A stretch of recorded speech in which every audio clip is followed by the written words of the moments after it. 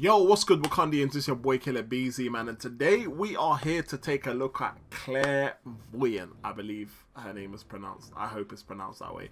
Anyway, so before we get into the video, man, so I have access to this champion via the content creator program. This champion is not given to me permanently. I do have the champion temporarily just to do a few videos and do a few tests, and then the champion will be removed from my account.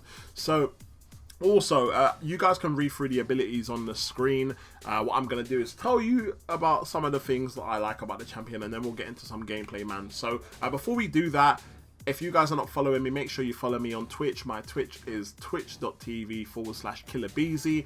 And make sure you follow me on all the other social medias and join the Discord, man. The link to those will be in the description below. Anyway, so, Voyant. Now, to talk about this champion a little bit, when I first used her, I'm not going to lie to you guys, I wasn't really feeling her. I had a few matchups where certain things weren't working correctly, and it was a massive it was so off-putting. It just kind of made me not really want to play the champion, man.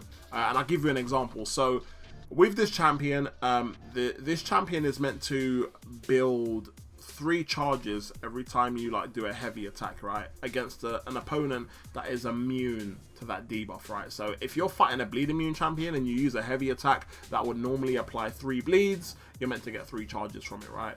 And so I fought a Unstoppable Colossus in Uncollected.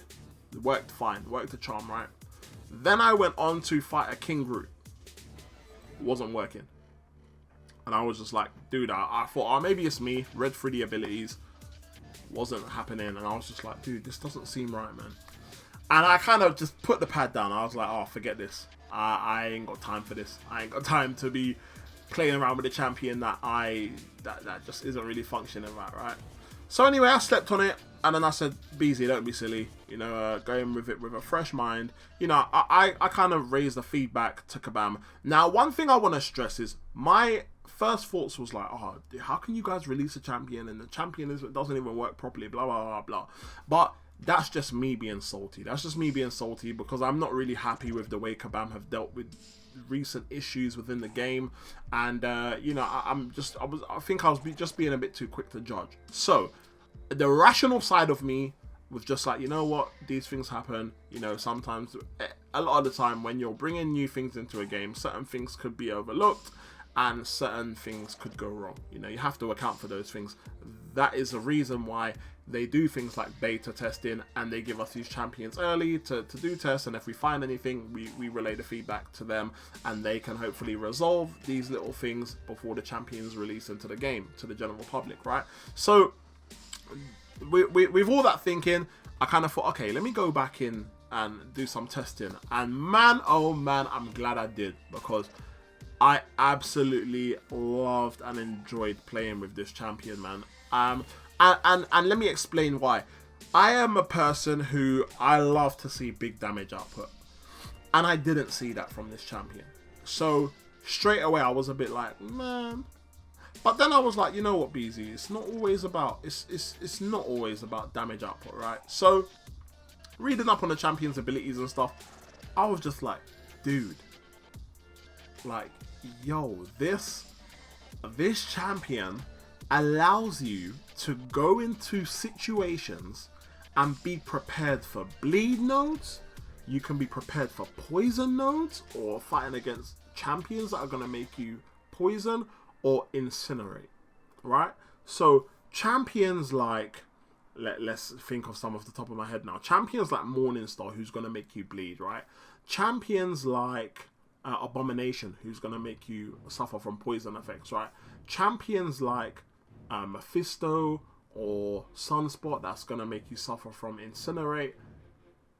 If you go into a quest and you have this champion within your roster, you are prepared for, straight away, you're prepared for 3 different scenarios, special scenarios, where you would normally need to bring a bleed immune champion or a double immune champion to kind of prepare. You now have a triple immune champion that you can bring in and have a lot of fun with, man. And for me, I found this so fun. Now, it is definitely a case of she's not an all-round champion. It's not a champion that you can bring to all different type of scenarios and she's gonna shine.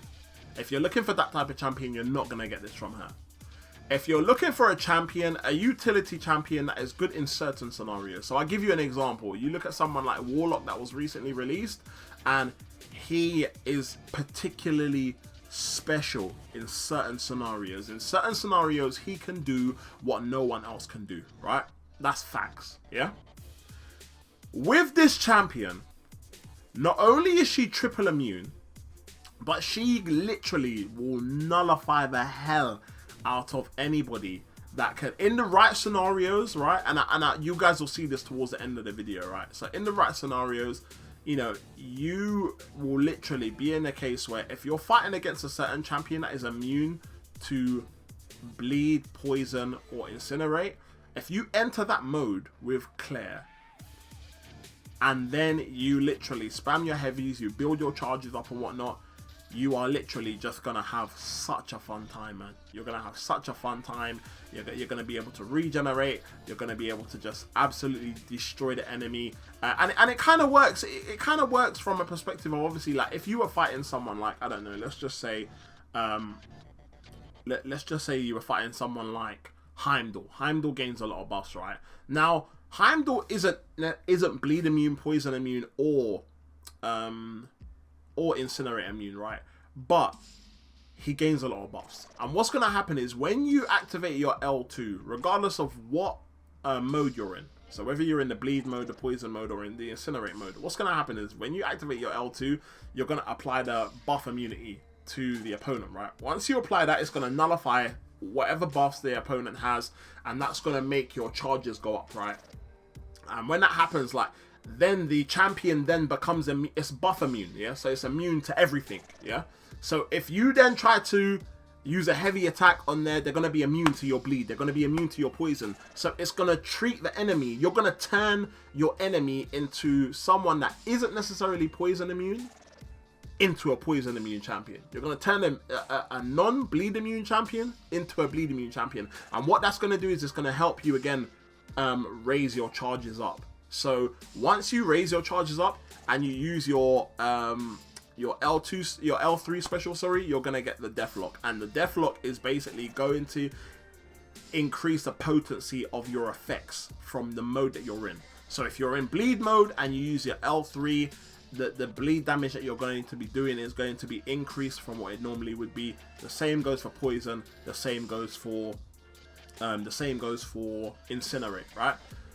The main thing for me with this champion is, if you are looking for a champion that is really good at nullifying and is immune, has certain immunities, this is the champion, yeah? And not only that, but someone like me who suffers from Wakanda tactics on a regular basis, and I was someone that didn't have Heimdall, my lord. Her signature ability comes in handy so much. If you do not have Heimdall and you have Clairvoyant on your team, you do not need to have Heimdall, because she has Heimdall's ability for herself. As you can see, I've just paused the game so I can see exactly what the Death Touch does, right? So, as I was saying, she has that Heimdall ability for herself, right? So there's going to be a matchup in here towards the end of the video where you guys are going to see me, do some Wakanda tactics, and it's going to look like I'm going to die. But her Sig ability is going to save me. And we do not have Heimdall in the team. And that's one of the big things for me. For me, it's not about the amount of damage that he does. It's about having the triple immunities, being prepared in that scenario. Because think about it, sometimes in some of the content, like especially with some of the endgame content, you don't get to view the maps, right? So you gotta either wait until someone else does the run, and then someone else in the community makes the maps and shows you where the enemies are, and then you know who you're going to be fighting. So in those scenarios where you bring this champion with you and you can't see the map, and you stumble across a champion that's going to make you bleed, and you think, oh, flipping hell, mate, I don't know, I didn't bring a bleed champion with me. I didn't bring a bleed immune champion with me. Oh shoot, I'm gonna have to back out. Or furthermore, you bring in someone like Sentinel, or someone like, I don't know, who can we say? Someone like a Mega Red. You bring in a Mega Red, and you're prepared for poison node. You're prepared for poison and bleed nodes, right?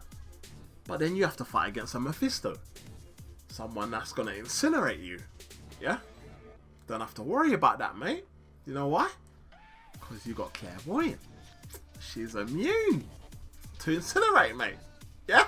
So for me, it just covers your backs with regards to like, and we're starting to see that a lot. We're starting to see a few champions that are triple immune, and not just double immune anymore. The game is evolving, and I feel like her having the ability to be triple immune and nullify a lot of buffs. Like for me, this is a fight where like I normally sometimes struggle against Black Panther Civil War, man, and she is just someone that I found really handily in this fight is Ghost Rider, right? Ghost Rider I find handles Black Panther Civil War quite well, but so does Clairvoyant. She absolutely, you know, a bit like when you have your unduped Scarlet Witch. That's exactly what it feels like. It feels like you don't have to worry about, and you know, with certain synergies like the synergy that we got with I think it's Human Torch, where she has the slow ability. That's the one thing I don't like. The slow ability, I kind of wish that with the slow ability, I kind of wish that it lasted a bit longer and it wasn't reliant on a synergy. That would have been pretty. That would have been a pretty nice touch. But yeah, man. I mean, as you can see, man, I really enjoy this character, man. I really enjoy the mechanics of this character. I really just enjoy the overall idea of her abilities, man, and I still feel like I haven't really explored her properly. I still feel like, you know, my fighting, you can kind of pretty much see I stayed in the bleed mode a lot, mainly for the purpose of, like, you know, fighting against champions that were bleed immune, and not only that, but to get the regeneration. The regeneration you can only get if you use the L2 special while you're in the bleed mode. You know, if you don't get it if you're in the poison node or the incinerate mode, man. So that was one of the reasons why as well I managed to stay in. I ended up staying in the bleed mode quite a lot. And yeah, you also to remember, man, that this is a rank 3 5-star, man. You know, I was doing mediums and like critting for like 4k, man, which I was pretty happy about. And I mean, again, she's not necessarily one of the mega damage dealers, man, but you know, she done well. You know, in my opinion, she done well. You know, normally you have people that, you know, don't really do particularly well in certain circumstances, but in my opinion, she done well, man. I would love to have this champion as a rank 5 on my roster. I think she would help me out so much in a lot of scenarios, especially in questing or even in alliance quest. You know, again, you go into alliance quest, depending on what map you're running, you need someone that is you need someone that can either go what do you call it, you need someone that can go like Starburst node, you need someone that can go like on a bleed node or Caltrops or whatnot. Don't have to worry, you got Clairvoyant. If someone takes the wrong path and it's like, oh shoot, they've taken your path by accident, you now need to switch. Oh, it's no worries, lads, I got Clairvoyant. Where do you want me? Do you know what I mean? Yeah, the reason why I mentioned the Starburst node is because obviously her regen is so reliable. It is so reliable. It is so reliable, man. Like it's not like, oh, it's a very, very, very decent regen in my opinion. And I believe it's a case of if you get up to the, if you get your charges up to 20 and you manage to use your L3 and then you get to your L2 and you use your L2 in the bleed mode to get your regen, I believe it does increase it, man. So it's amazing. It's amazing, man. I really enjoy this champion. I haven't really seen any other videos from any other content creators, but I have read up a few things, man, and I know there's a lot of mixed feelings about it. As you can see, I was on the ropes, lads, man. I did not want to die to this Iron Man Infinity War, man. Like, literally, we were one parry away from dying, man. I was heavily relying on my interception skills that I don't normally have. And, yeah, man, I done this fight this morning when I was doing the school run. And my daughter came downstairs and gave me a hug, and like that was the time where I took the big combo and a big chunk of my health left, and I was like, oh shoot, and I was trying not to die, man. As you can see, we didn't. So this is a fight I want to highlight. So as you can see, so I've straight away switched to the poison, then I've switched to the incinerate mode, right? So every time that bar goes round, it's gonna add an incinerate debuff to us, but obviously because we're immune to it, we are literally gonna just be gaining power and gaining charges. So you're gonna see me gain power every time it goes to apply an incinerate buff to me, and it fails because I'm immune to it, man. So we are literally just getting to 20 charges all the time. We're gonna get powered up all the time. We are gonna take a lot of block damage if we carry on blocking, because this guy hits hard, man. But as you can see, we've activated a slow debuff, and it was very, very, very quick. And we do activate a stun, but obviously because he can shrug off debuffs fairly quickly on this node, that's why you're not really seeing the debuffs last that long. But it's just nice. It's nice because, like, obviously if you wasn't using an incinerate immune champion, you would have to be making sure that you hit sunspot every certain amount of seconds to make sure that that debuff doesn't apply onto your champion. So obviously just going in there with someone like Clairvoyant, you just don't have to worry. You don't have to worry. We can go in here, we can spam SP2s all day, which is what I was doing. We were just literally spamming SP2s, which obviously also apply the slow debuff. So it was nice, man. It was nice, man. It was really nice, man. I believe that's incorrect. I believe the reason why we're applying the slow debuff is because we have the Human Torch synergy, and I believe it's if you go to apply an incinerate debuff on the opponent via the last hit of your combo, and the opponent is immune to incinerate, then it implies a slow. Then it applies a slow debuff, and I don't like that. The reason I don't like that is because that means that her slow ability that she gets from the synergy is only going to be useful against opponents that are incinerate immune. Which isn't a lot of champions in the game, man. So I don't like that. I feel like the slow ability should have been, if you're gonna give a champion a slow ability, make it be actually useful against the opponents that you're gonna obviously use it on. Because when you look at the champions that can go unstoppable and the champions that can evade, because that's what the slow ability does. Yeah, the slow ability it stops enemies from being able to evade and being able to go unstoppable, right? So look at all the champions in the game that can go unstoppable and that can evade, right? How many of them are incinerate immune? I'll wait. You tell me what champions can go unstoppable and can evade are incinerate immune. Because that's the only time that Clairvoyant is going to be able to apply the slow debuff. So it's pretty useless, man. It's pretty useless. You're going to be applying the slow debuff against champions that it's not going to do nothing against. It makes no sense. I can apply it to Mephisto. Okay, he doesn't go unstoppable. He doesn't evade. So big whoop-de-doo. I can apply it to Sunspot. Okay, he doesn't go unstoppable. Can't evade. But I hope you guys got a glimpse of her signature ability. There was a part I completely missed it, where we took a combo to the face, man, and ended up surviving, man. But anyway, guys, let me know your thoughts in the comments below, what you thought about Clairvoyant, man. Thank you guys so much for watching, man. It's been your boy Killer Beezy, and I'll see you guys in the next video, man. Peace.